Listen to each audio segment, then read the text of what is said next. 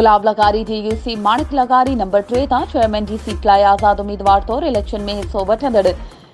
Peoples lawyers forum Hyderabad जे advocate खुशबू हक लगारी पंहिंजे ॻोठ माणिक लगारी वारी रिहाइशगाह ते पीपल्स पार्टी मातली जे एमपीए ॾाॾा मोहम्मद हालेपोटो जे कोऑर्डिनेटर मोहम्मद सालेह हालेपोटो ऐं पंहिंजनि हामिन जी मौजूदगी में प्रेस कॉन्फ्रेंस कंदे बलदियाती इलेक्शन में यूसी माणिक लगारी जे चेयरमैन जे लाइ आज़ाद उम्मीदवार तौर इलेक्शन तां दस्तबरदार थियण जो ऐलान कंदे चयो त मूं पीपल्स पार्टी एमपीए सजीला लगारी ऐं मोहम्मद सालेह हालेपोटो पंहिंजनि वॾनि ऐं पार्टी खे मान ॾींदे इलेक्शन करण तां हथ खणां थी, जंहिं लाइ सुभाणे आरओ साहब मातली वटि ऑफिस वञी अहिड़ो बयान लिखत में जमा कराईंदसि।